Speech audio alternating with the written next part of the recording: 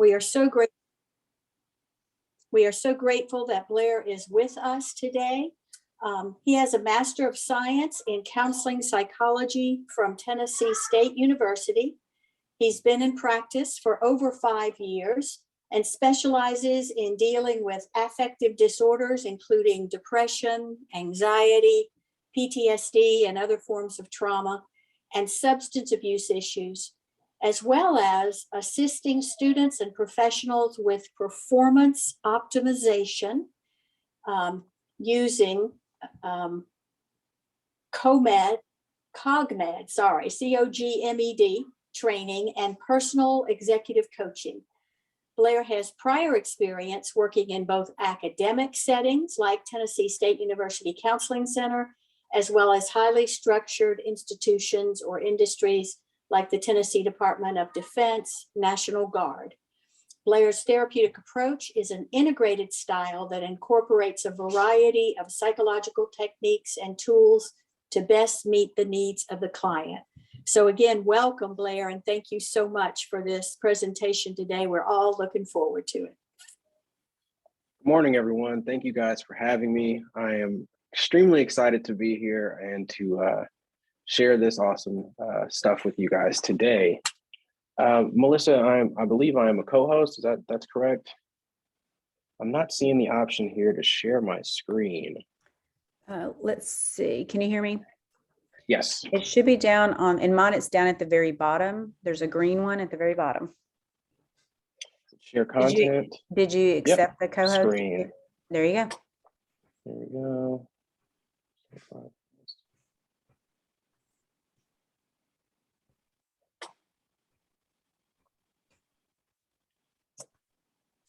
Are you guys able to see my screen? No. We just see an R come up. Yeah, you're turning off your audio. Go to, there's a, under share your screen, do the little thing. Start Let's broadcast. see. 3, 2, 1. Did you accept? Oh, there you go. Awesome. There you go. Now you're all set. All right. Can you guys see that? Yes. Excellent. All right. So today we are talking about racial and ethnic disparities in mental health counseling. It's an issue that is very near and dear to me, and I'm sure everyone else's heart here today. Give me just a moment.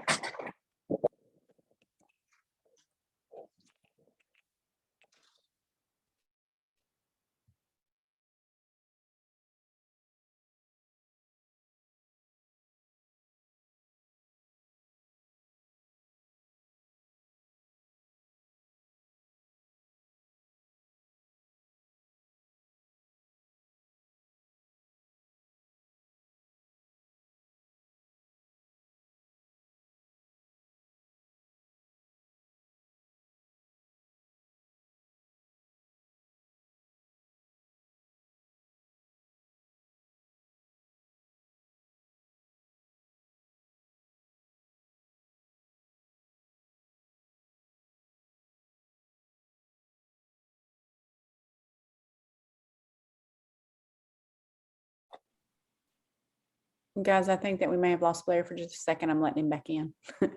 Can everybody hear me? Yeah, Blair, I may have to make Excellent. you co-host again. Oh my goodness, sorry about that. That's okay. Hold on. Let me see if let me see if you still, are you still a co-host? Let's see. No, it doesn't say I'm a co-host just yet. There you go. Excellent. Okay. Sorry about that. All right, starting broadcast, 3, 2, 1, all the fun stuff. Who doesn't love a little technology? Right, excellent. Can everybody see and hear me? Yes. All right, so today we're talking about racial and ethnic disparities in mental health counseling, an issue that is very near and dear to me, and I'm sure everyone else here today. So without further ado, my name is Blair Adams. I am a licensed professional counselor here in Nashville, Tennessee. and I am the COO and co-founder of Zenith Mental Health Counseling Services. I have no disclosures to make here. I have not received and am not receiving any sort of financial incentives or anything of the like from NPI or any of the sources here today. So this presentation is as unbiased as it could possibly be, or hopefully so. So by the end of today's presentation, it is my goal that everyone understand the historical context of mental health here in America. Everyone be able to discuss in an educated fashion the disparities that exist in mental health for BIPOC persons, to be able to develop and manage a plan to improve counseling practices within these underserved communities, and last but certainly not least, employ new and improved methods for overcoming implicit bias in our practices. So what's the problem? Research indicates that when compared with white individuals, BIPOC are less likely to be seen in an office setting, they're more likely to be seen in an ER, and are more likely to be uninsured. They're more likely to be seen in an office setting due to the stigma, the negative stigma that is frequently attached to mental illness in BIPOC communities. They're more likely to be seen in the ER due to lack of preventative care. And BIPOC are more likely to go uninsured due to issues with employment, underemployment, and unemployment.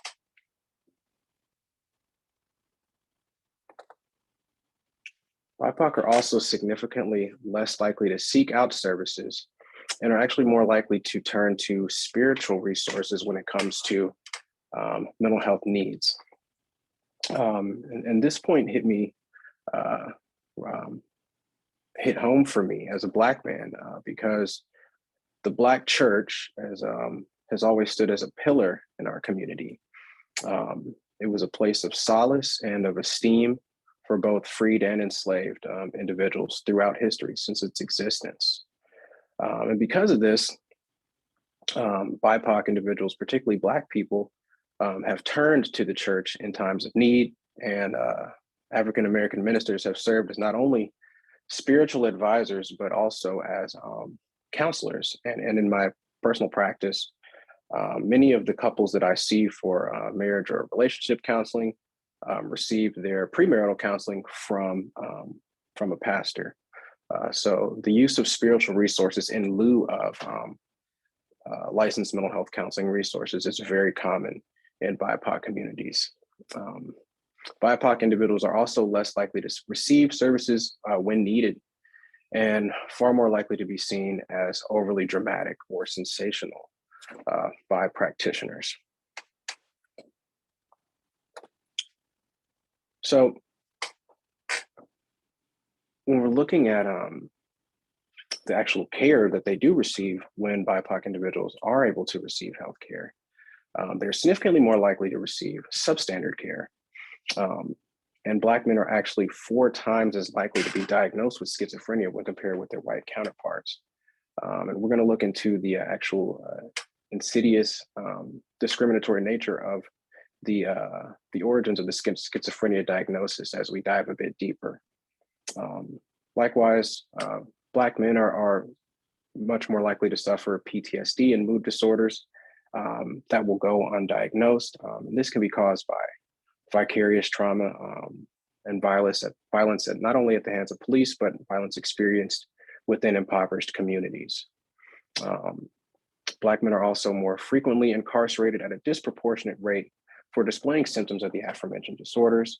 And this path can begin as early as elementary school age due to the school to prison pipeline system.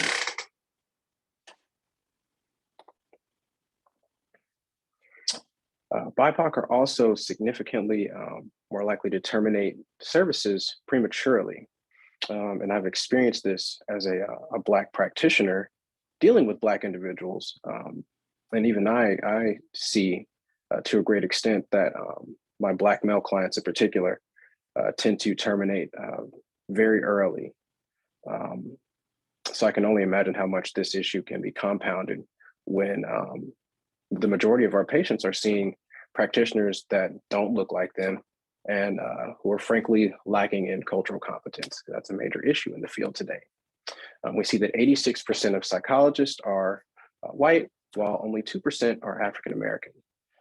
And so you can imagine only a fraction of that would be African American males. So it's pretty limited. Services are very limited for BIPOC individuals at this point. Lack of insurance and transportation are also difficulties that definitely exacerbate these problems.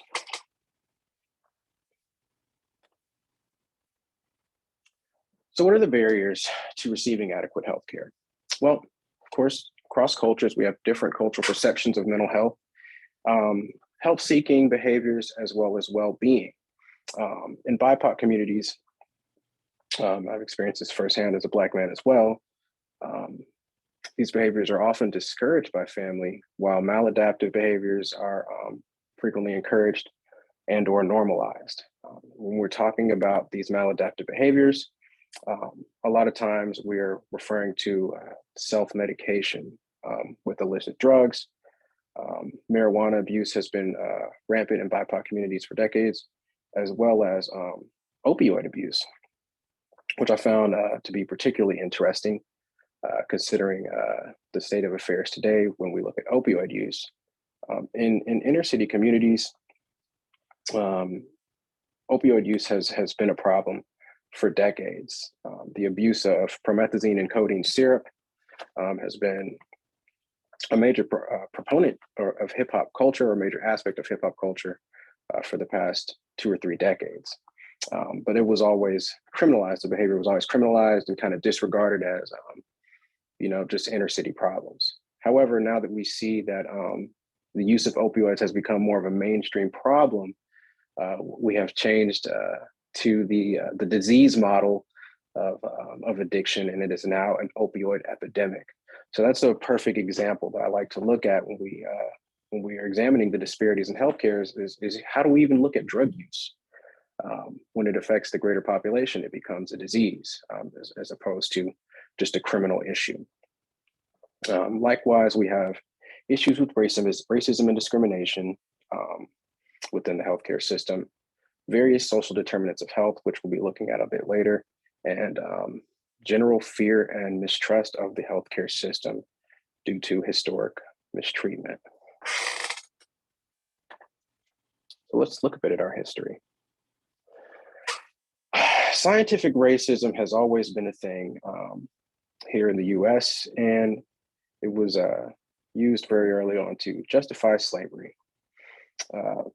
It described Black men as primitive in physiological structure, and it was also argued that Black people in general were more fit for bondage. There was a very popular pseudoscience, particularly during slavery, called phrenology, which studied the bone structures, particularly the skull shapes and sizes of various individuals. If anyone has seen the movie Django Unchained, which is one of my favorite movies, Leonardo DiCaprio played a prolific slaver by the name of Calvin Candy.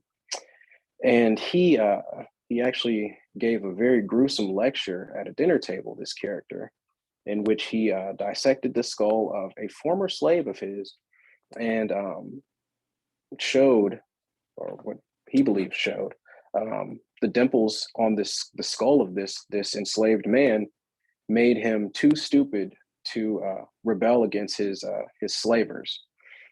So this issue of scientific racism and various pseudosciences is very insidious and has been a major aspect of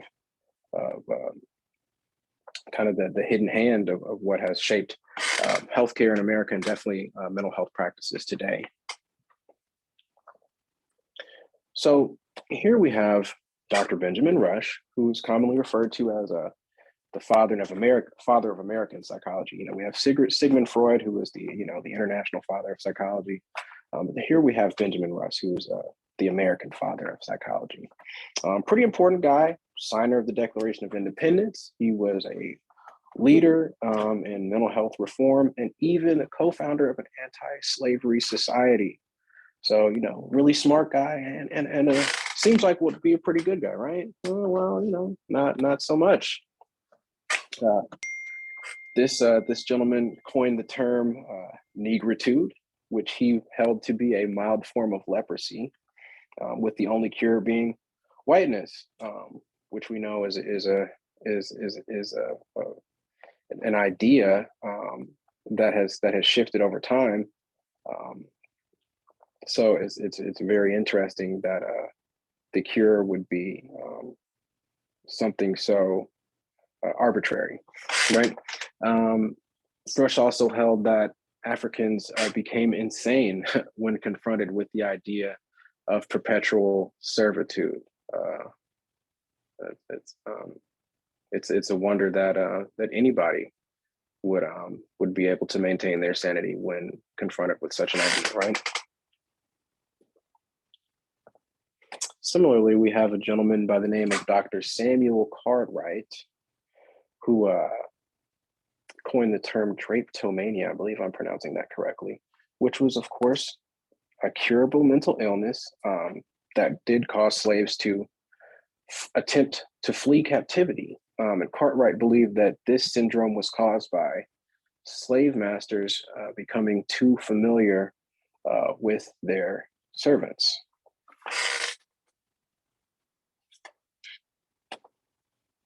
So Cartwright also used the Bible and other religious texts to support these racist ideologies, and his treatments included whipping the devil out of enslaved people, removal of toes and other digits, hands, sometimes even feet, to make escape more difficult. If anyone's seen the old miniseries Roots with LeVar Burton, you would be familiar with that very gruesome practice. And it was also held that freed slaves, of course, suffered from mental illness. Another quote unquote disorder that was prominent in the day was called diaesthesia atheopecia. I believe I'm pronouncing it correctly. I hope so. Which of course caused laziness, rascality, whatever that means, and disrespect for one's master and his property. Of course, the cure was, of course, more whipping, as always. And these views were so widely held and accepted that even the US Census used them to combat abolition and uphold the tenets of modern slavery. In fact, whipping was also supposed to be the cure, or I should say a resolution for slaves that were deemed to be too sulky. So when in doubt, whip it out was the way to go back then. Post-slavery, scientific racism was used to uphold both de facto and de jure racial inequities via Jim Crow laws, Black codes, and even psychiatric hospitalization was weaponized against peoples of color, especially with the use of those disorders that we mentioned earlier, like schizophrenia.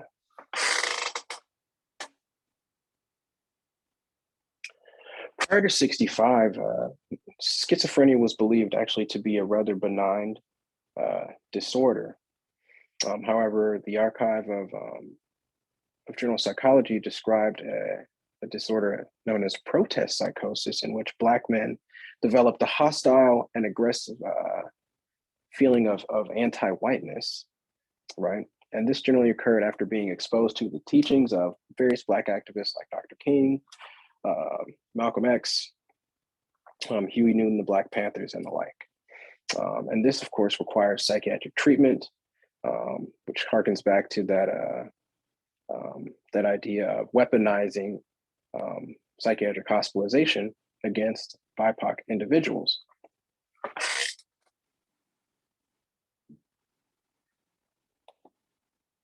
So schizophrenia evolved from what was known as a rather benign condition into a label that could be cast upon anyone who was seen as a disruptor.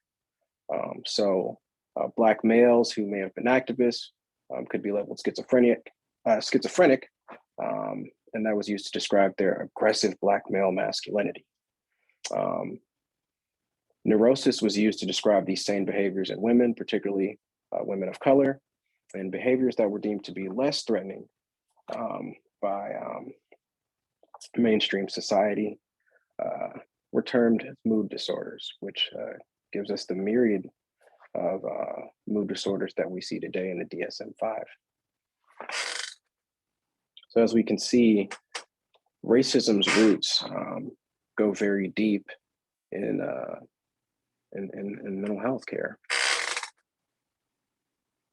So all of these issues have led to the current mental health crisis we see today in the United States, and definitely the mental health crisis that we see with BIPOC communities. How do we address it? Well, someone who loves cars figured a machine would be a great depiction of how we want everything to work together, like cogs in a well-oiled machine, right? So start by listening to and validating the individual experiences of our patients. Then we examine social narratives that may precipitate biases, stereotypes, and inequities that we all may be perpetuating. And last but certainly not least, we can work together to work towards reforming regressive and discriminatory practices within our healthcare institutions.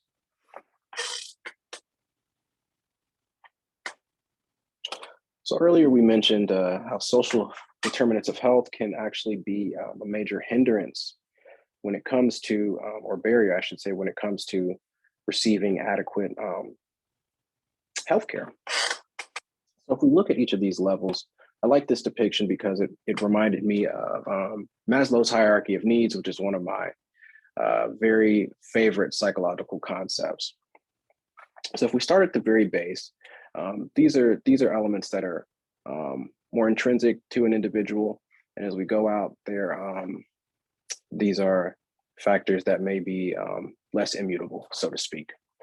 So if we look at age and sex, these are intersectional issues that definitely impact or can impact the way one receives healthcare, and it's really, really important to never assume regarding these factors. When in doubt, just ask your patients, how do these factors impact your healthcare experience? It's the same with individual lifestyle factors, gender, sexual orientation, and the like. It's always best to just ask if you're unsure about how these factors may be impacting your patient. When we look at social and community factors, do our patients have adequate social support for optimal healthcare outcomes? And if not, how can we work with them to help build and establish healthy networks within their communities? Is it possible to provide support groups? Is it possible to provide group therapy? What can we do to help bridge that gap? Living and working conditions are a major factor and can serve as a major barrier to healthcare. Many BIPOC individuals and individuals of color live in food deserts. Their lower income neighborhoods have a high propensity to have low quality, cheap food as well as fast food. And it can be very difficult for individuals to maintain a balanced diet when they don't have access to adequate food, which we know can impact mental health and the ability to receive adequate health care. When we look at education, elements like the school to prison pipeline system and the way BIPOC individuals may have their behaviors criminalized by the school system can definitely be a barrier to receiving adequate health care. So all of these elements are just really important to examine when we're looking at providing the best possible healthcare and helping our patients experience an optimal outcome. Do they have clean water and sanitation? here in the United States, it's not supposed to be a problem. But if we just look at Flint, Michigan, they've been trying to get clean water for almost a decade at this point. So these are issues that a lot of times are overlooked as therapists, and we think that, or therapists or physicians or whatever sort of practitioner you may be, we tend to think that these sort of things are more of the realm of social work, or that maybe a caseworker can look at these things. But it's really everyone's job, to look at the whole picture and see how we can best serve our clients. Sometimes that means kind of stepping out of our prescribed role, and seeing the big picture.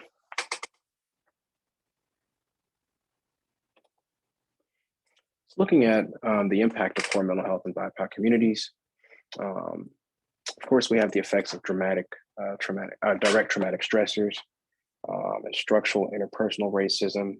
We've seen a rise in this during the COVID crisis, and the like. Issues like heavy policing in neighborhoods.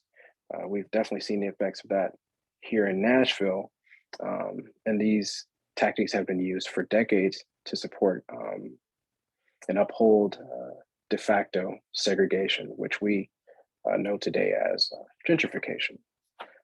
Similarly, microaggressions can serve as a major barrier to mental health, and is a detriment to the mental health of individuals in BIPOC communities.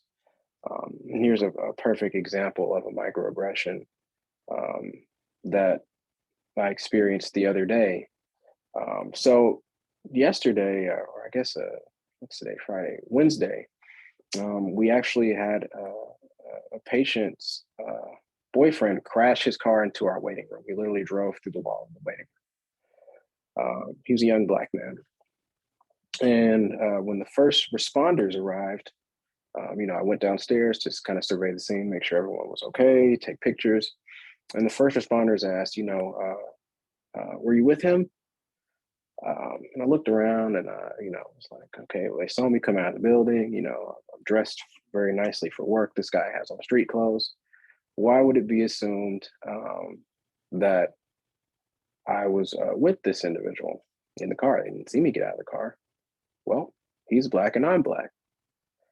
So how could we not be together, right? That's a perfect example of microaggression that BIPOC individuals experience every day. And it has a significant impact on the mental health of people in these communities. Likewise, BIPOC individuals are definitely subject to experiencing vicarious trauma.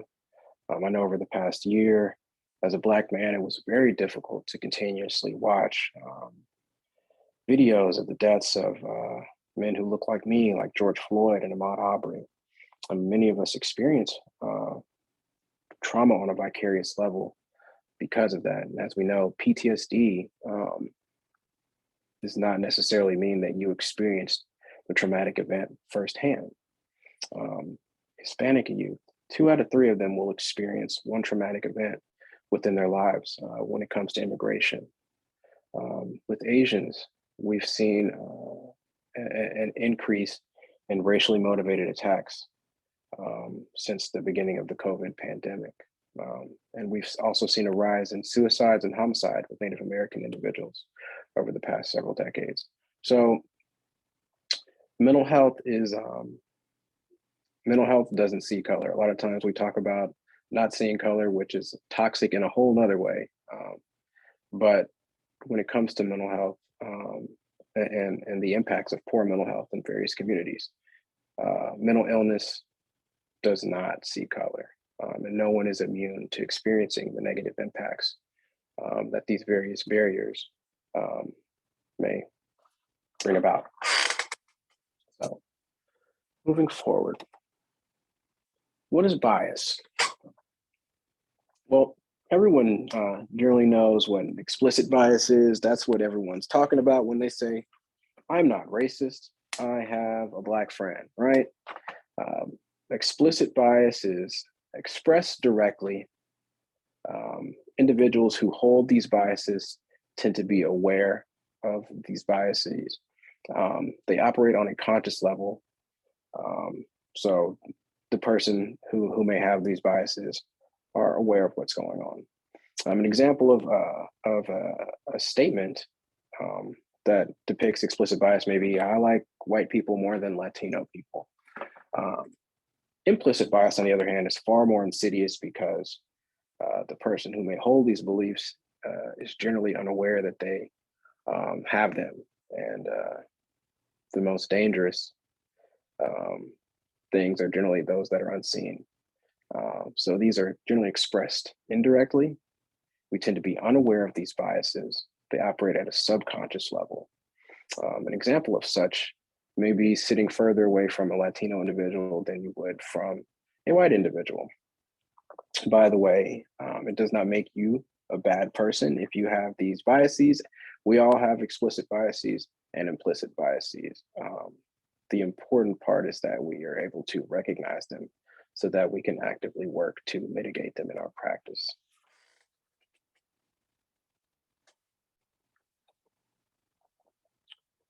What are the impacts of bias? As I mentioned earlier, the school to prison pipeline is a major issue, and it's something that really is only seemed to have gotten worse as the years have gone by. BIPOC children are significantly more likely to have their behaviors criminalized by the school system and even experience legal repercussions as a result of displaying various mental health symptoms. They can be expelled from schools, and if they're not expelled, they are often subject to very unstable environments like alternative school, where the resources are very restricted, and it has a feeling more of a prison than an educational environment. And I've seen this on a firsthand level as a practitioner that does frequently work with BIPOC youths as well as youths from inner city schools. When we look at BIPOC children when compared with their white counterparts, you may have two children that are exhibiting the same behaviors. The white child is far more likely to receive additional support and have their behaviors viewed as a learning issue or learning disability. A teacher may see these things, they may have ADHD or, oppositional defiant, they need an IEP. These same behaviors from a BIPOC child are generally viewed as conduct disorders. And these are issues that must be, these are behaviors that must be punished instead of treated, much like the disease model of addiction versus criminalizing those who are dealing with addiction. Very similar approach. Of course, these aspects do affect the mental health of youths, and it can even cause the internalization of stereotypes. It can cause BIPOC children to begin to devalue themselves and engaging in those self-destructive behaviors such as self-medication and even criminal behavior. So the effects can be pretty drastic, and it's really important that we start as early as possible when it comes to mitigating these problems. So, impact of bias here. Dr. Suzanne Moore, a real life example, a real life hero. She was a physician and an essential worker. And she died during the COVID-19 pandemic because she was a victim of implicit bias and discriminatory practices in healthcare. She had to beg repeatedly Dr. Suzanne Moore for an appropriate treatment. She was repeatedly denied pain medications for the pain that she was experiencing from her positive COVID-19 infection. She was told that her X-ray was negative when she knew as a medical professional that it was not. When she was eventually transferred to a hospital where she could receive adequate services, she passed away. Dr. Moore died because she experienced neglect and malpractice, which was likely caused by discriminatory practices and implicit bias. How do we know this? Because the hospital came out later and said that they would be providing diversity training as a Band-Aid for a much bigger issue. But it's definitely safe to say that if someone had listened to Dr. Moore, validated her experiences, and treated her like a human being, she would very likely still be alive today.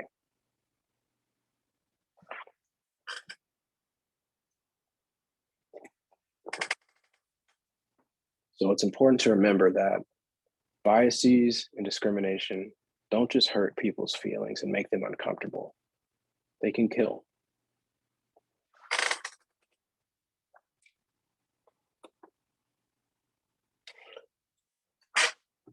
Speaking of the COVID-19 pandemic, it was very interesting here in Nashville to see racial disparities on a more macro level. Despite the fact that Meharry Medical College here, and HBCU, for those of you who don't know, that's a historically Black college or university.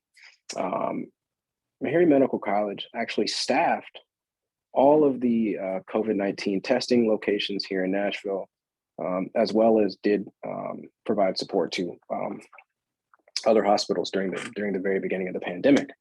Despite this, they somehow were the only hospital that did not receive the first wave of COVID-19 vaccines. Mind you, the president of the university, Dr. Hildreth, was voted Nashvilleian of the Year and even sat on the president's advisory board for COVID response. So these are not fly-by-night individuals begging for resources. These are people that are pinnacles in the community, at the very top of their field, and we're still at the back of the line when it came time to save lives. Their services were valued as first responders, but only to the extent that it did not inconvenience anyone else. This is a perfect example of discriminatory practices within healthcare.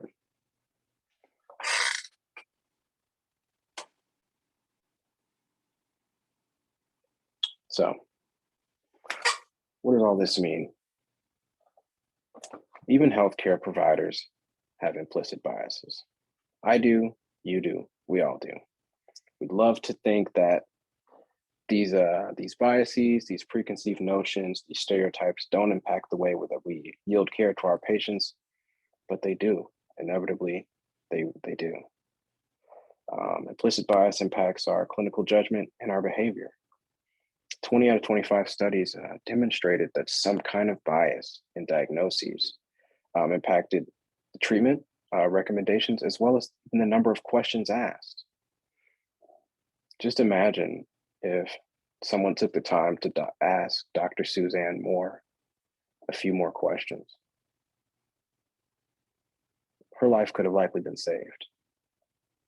Her children would still have a mother, and her two elderly parents with dementia would still have their daughter. So, bias kills.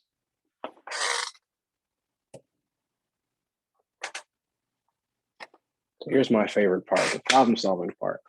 How can we overcome these biases in our practice? Well, I've got a solution.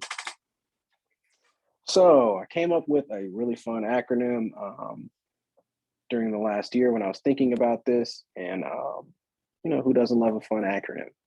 I call it the LOVE method. Feel free to take this home and use it. I've already copywritten it, so you guys enjoy it and use it with your clients if you care to. First and foremost, it is our job as medical professionals to listen and learn from the experiences of our patients. Each and every one of our patients has a story to tell, and it's valuable. It is so valuable. They're the experts of their own experiences. And what better way to learn and figure out how to help our patients best than to listen? Next, it's important to try to see things from a bird's eye view. Take a step back, take a moment and observe how your own personal baggage and biases may be impacting the therapeutic relationship. First, we got to recognize that these biases do exist in order to overcome them. Next, we validate. We simply validate our patient's experience. We believe them, trust them to tell their own story. And we validate that. We validate that truth. And last but certainly not least, we empathize. We meet them on a human level. We empathize with our patients, which allows us to come in and provide that good bedside manner and that unconditional positive regard that we all love so much. So, when in doubt, handle with care and handle our patients with love, right?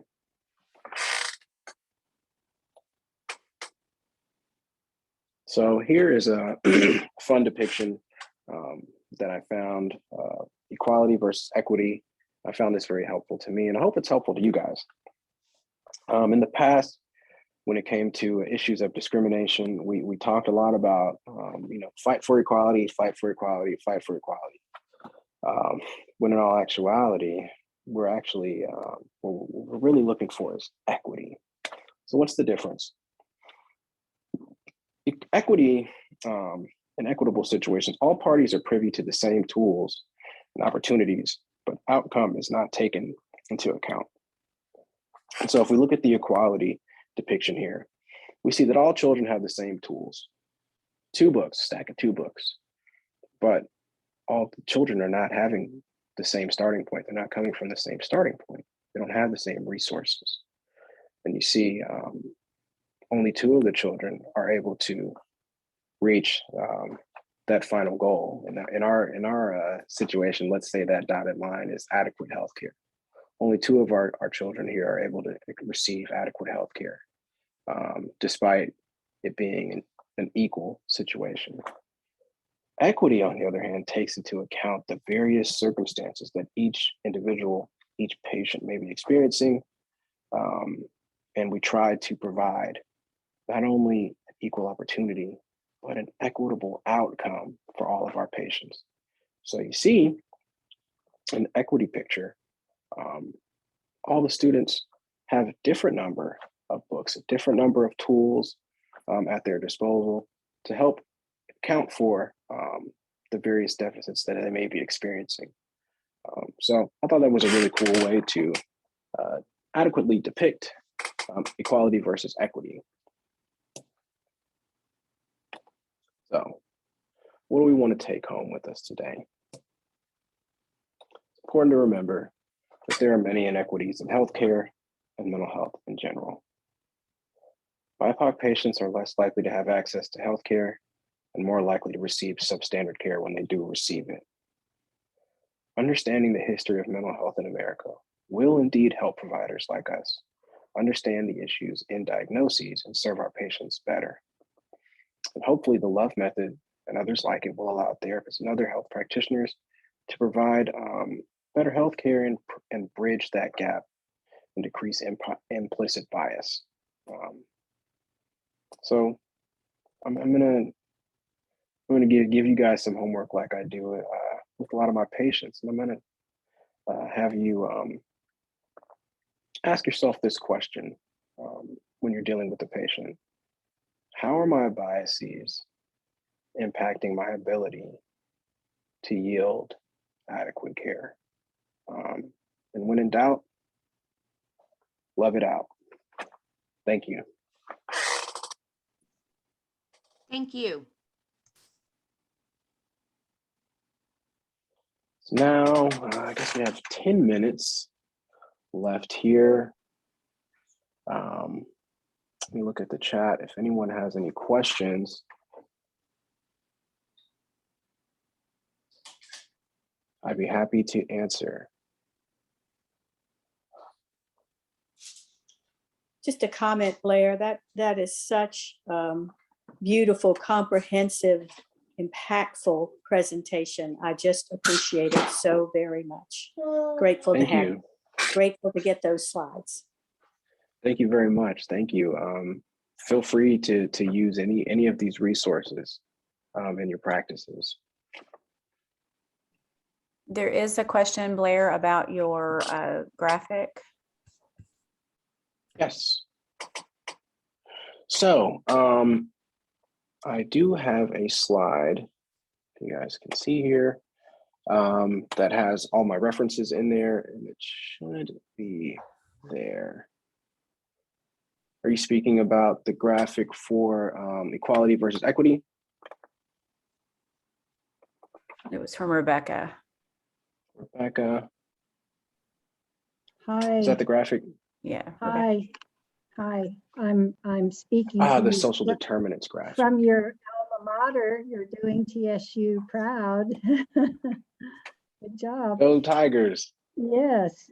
Yeah, it was the rainbow graphic of the social determinants of health. And yes, I echo what others are saying. Just a wonderful, a broad brush, but very pointed examples of the issues that come together to address, to affect BIPOC communities. I think you did a terrific job. Thank you so much. Thank you so much. I believe the source for that graphic should be on my selected resources slide. Thank you. No problem. Check the chat here.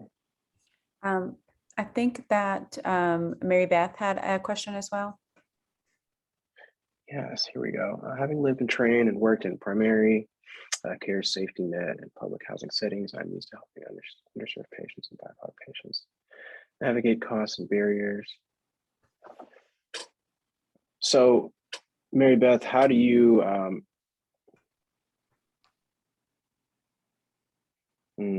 yeah, would not want to pay for complementary or alternative services. When you say complementary alternative services, what are you referring to, Mary Beth? Oh, there you go. Yeah, that might be easier. In the sort of holistic and wellness movements that are happening, and trauma therapies and a lot of mixing of modalities, there's a out-of-pocket costs for most of that. And Yes. I was a massage therapist, and I enjoy it prior to being a doctor, and I enjoy that kind of work and value it. I'd realized just in your conversation with reflecting on a recent patient experience that I have an assumption that people will want to take the cheapest route, or they won't want to, but I also don't want to propose things that I'm used to having a patient population where proposing, going to Whole Foods and all is just unreasonable. So navigating that conversation when you're trying to be aware of cost, but also give opportunities is something that I'm not comfortable with, I have to say. And I realized that I was making those assumptions that a patient was not going to be able to or wouldn't want to pay for services that aren't covered by their insurance. I encounter that frequently, especially when it comes to like various assessments. My practice offers various psychological assessments. Those can be very expensive, and insurance generally does not cover that. And so I always just like to ask, hey, what financially, what is feasible for you? Because we can come up with certain solutions, and if even if we can't help you here, I can definitely direct you to the resources that are available for the financial resources that you have. So my favorite method is, when in doubt, I like to put the ball back in the patient's court and just ask, hey, what can you afford? And we can figure out a solution in that price range. Cool. Let's see. I think we may have time for maybe one more question. We're kind of at the end. I know everybody's got a busy day. I'd like to just mention, this is Barbara. I'd like to mention that you say that you can definitely find the people services that they need according to their income levels or financial arrangements or whatever. I think many of us don't know where to find those resources, even though we try to keep up with the current community of mental health services and health services in Nashville, but often don't know particularly Mhm. where to refer, for instance, for psych testing at a less than crazy cost. So I just want to say that. The other thing is, I just wonder how you feel talking to a mostly white audience. Just curious. That's a great question. Well, I feel like it's normal, right? Because as a Black man and a black professional, mental health professional, I frequently am the only face that looks like mine in the room. Mhm. As far as resources, this is why stuff like this is so important, networking, because practitioners can share what we use and use our resources to help each other, because no one has all the answers. Those are two great questions, though. Thank you. Yeah, thank you. I think we may be I out of keep time, being stuck guys. as to how we encourage more people to get into mental health who don't represent just the white people. How do we get more people engaged starting in high school and then college and then going to grad school? That's because I think that helps broaden the perspective that mental health is valued starting way earlier, and then people have more people who look like them. How do we do that? You got to make it cool. If you look at kids today, right, with Gen Z, I mean, even the generation behind them, like when you ask children in schools, what do you want to do for a living? It's not a doctor or a lawyer or even a football player or an athlete today. They want to be YouTubers. They want to be TikTokers or professional Instagrammers.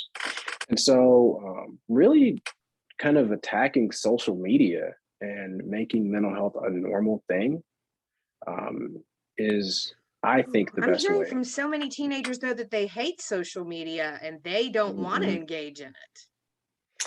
So That's from and teenagers in I've my house and lots of them that I know. So that's a double-edged sword for them. It is because I think a lot of times kids are turned off. I know I am. They're turned off by the validation seeking aspect of social media, the likes and whatnot. I think they do enjoy the more the lighter side of things.